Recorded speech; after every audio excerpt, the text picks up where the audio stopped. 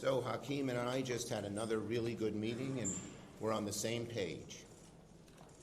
The American people are in a crisis in healthcare, and we are fighting for them. We are on their side. The American people are seeing that we are on their side, doing everything we can to get the Republicans to negotiate and address this crisis. And it is devastating. People every day are getting notices from their insurance companies in their states. The average American on ACA could see their costs double, even triple. And that's in red states, that's in blue states, that's in every state.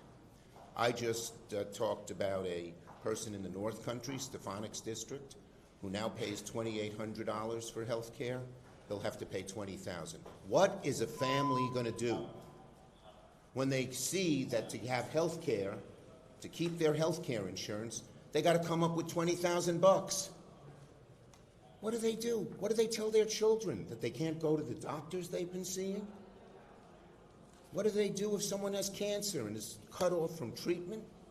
What do they do if their hospital closes and another hospital's 100 miles away and they can't get to their doctors? So the American people are facing one of the most devastating crises they have faced in terms of cost, and we still have not heard crickets out of any negotiation with Johnson or with Thune. The Republicans are on the defensive. They keep changing their stories and changing their arguments, but we are on the side of the American people.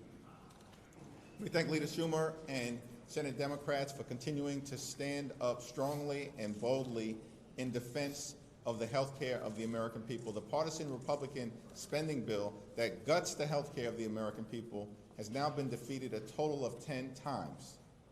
Yet, Senate Republicans continue to do the same exact thing and expect different results. That's the classic definition of legislative insanity.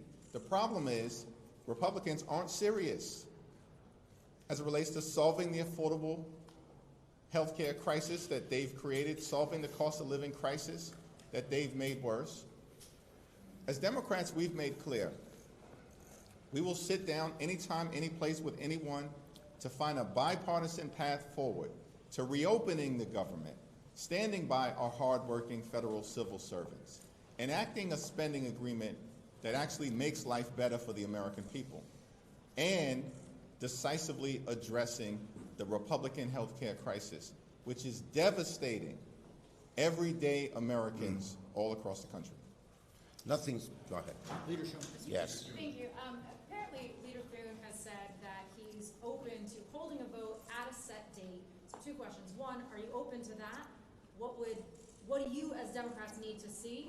And I think that's my 2 questions. Look, we're not negotiating in public, plain and simple.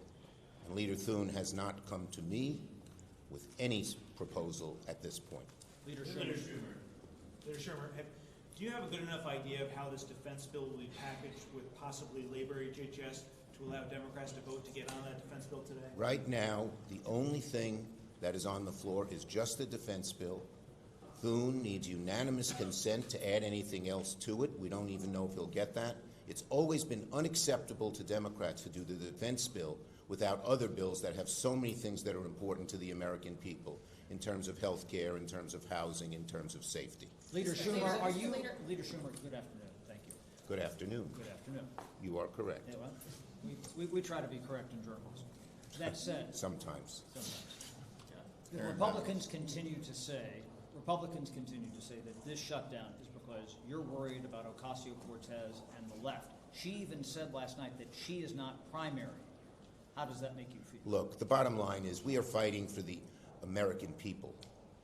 We see the anguish they face everywhere we go, in our districts, in our states. People are not just, oh, this is something new and not so good. They're saying it's horrible. What am I going to do?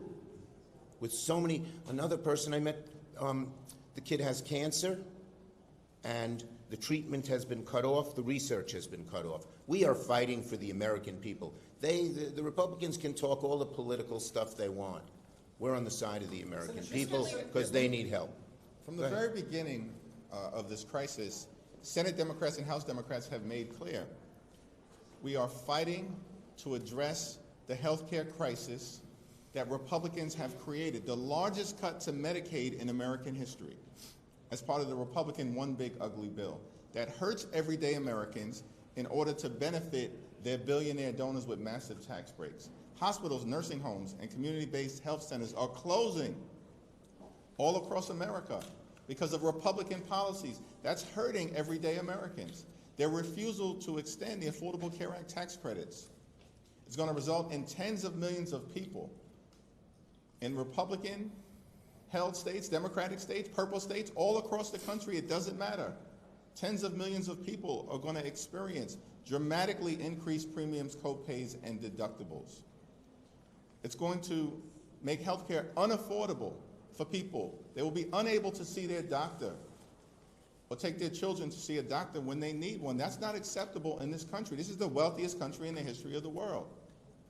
So Democrats are standing up to address the cost of living crisis that Republican policies like the Trump tariffs have made worse, and we're standing up in defense of the health care of the American people. Mr. Leader, have you, or either of you as leaders, have you received a Gang of Eight briefing on this CIA activity in Venezuela?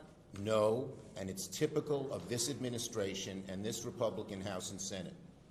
They try to just go at it alone on everything.